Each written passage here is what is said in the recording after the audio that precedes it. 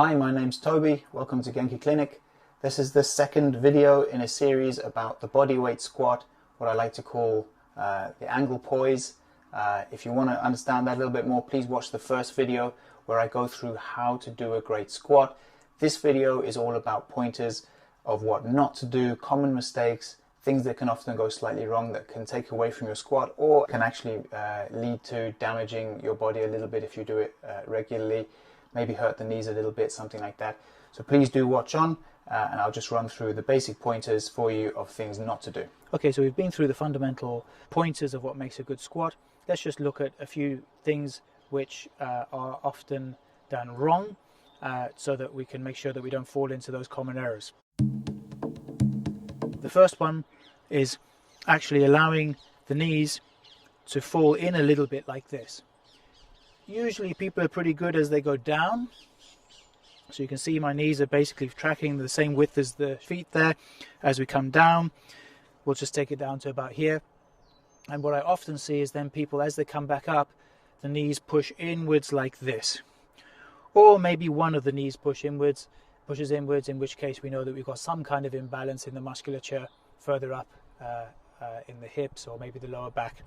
If you do it in such a way that your knees are falling inwards like this, or one knee's falling inwards like this, you won't get the benefit of the way that this exercise can slowly rebalance things and start to unlock a lot of the trouble that people often have.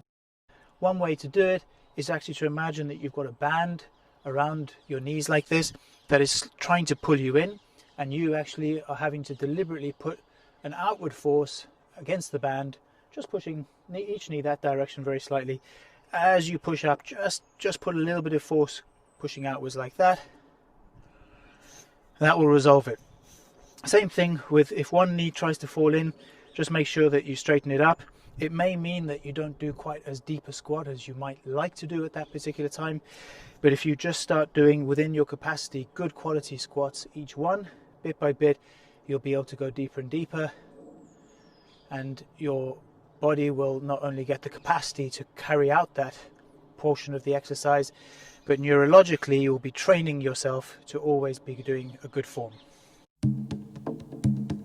This is probably one of the most common mistakes, is that people don't take their bum back first, and as a result what happens is they're keeping their chest straight up and they start to descend chest vertical like this, and they get to a point here where the knees are no longer able to bend sufficiently, so they start to lift the heels.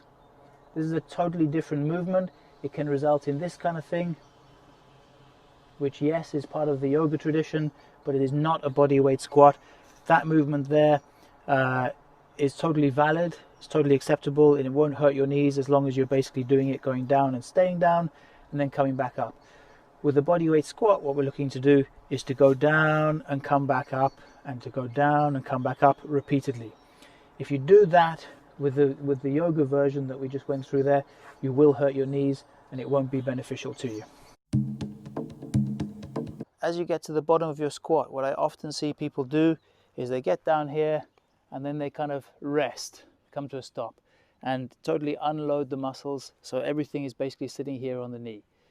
What we're looking for is that as we come down closer and closer to the ground, it's like a spring being compressed and gaining more and more potential energy, like this, being compressed in order to then spring back up into the standing position.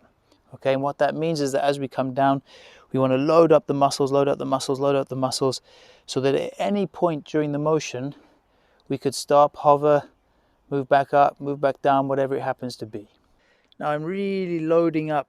At any point I could begin moving up again, moving back down. Remember, the bum is going back. Let's say I get about as far as this and I feel that's about enough. Now I'm going to start driving my heels down and pushing my bum forward. Another classic mistake that people often make is they come down and at some point the heels start coming off the ground. That's an absolute no-no. Again, it probably means that the knees are too far forward actually. But anyway, make sure that the heels always stay on the ground. And if that's a limiting factor for you at this time, fine, stay there. And then come back up from that position like that. So actually continuing with the heels, it can actually be helpful, and this is perfectly permissible, to actually just raise the heels very slightly on something like a plank of wood, or some people, if they're in a gym, they'll use a metal plate, one of the weight plates. It just allows the weight to still be directed through the heels, but for shortnesses in the Achilles tendon or wherever else the tightness happens to be accounted for. So if you do use that, the basic key factor is that any point in the squat you should be basically feeling the weight of your body through the entire surface of your foot. If you do need to use a plank or something to raise up the heels, bit by bit, what we're aiming for eventually is that you can do a squat feet flat on the ground, driving all the way down. It's a progression bit by bit. As you do more and more squats, more bodyweight squats, you're going to automatically start opening up the hip flexors and the lower back and also your Achilles tendon. So this is one of the key things, is that you're regaining and re-inhabiting the flexibility and strength of your body. What does that mean? It means there's no rush. It's not about being able to do a deep squat to any particular point at this time. It's about just starting to go up to the point where you're capable of, but doing each one really, really well. And bit by bit, over a relatively short period of time, if you do them every day, you'll find that you'll be able to do a full bodyweight squat all the way down to the bottom, barring, of course, any major issues in the knees or whatever it happens to be. Even with knee pains and even with other traumatic problems in the body, whether it be arthritis or what have you, you'll find that you can regain actually quite a lot of motion, and in some cases eliminate pain that's been there for quite a long time. Another classic mistake is coming down and then deciding, because this is the place where it's actually work required, principally by these muscles here is where you're going to feel it in the thighs. People put their bums up first and then afterwards raise up the chest. This ain't a bodyweight squat. If you're really needing to do that, which you don't, but if you feel like you really need to do that, stop, go less deep and just do fewer. Basically what we're looking for is coming down and then driving the feet down. Imagine you're actually pushing some kind of plate or something that down into the ground, and as you do, the chest and the head rise up at the same time, and the bum comes forward like that. Okay, so that wraps it up for this video.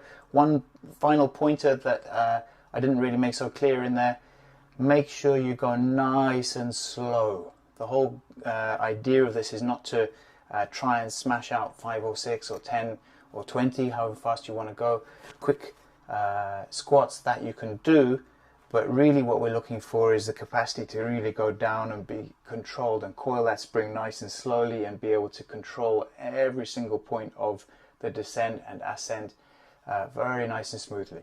So that's it. Thanks so much for watching. I will put a third video on this matter of why the squat is so good for you. Please do check that out if you're interested.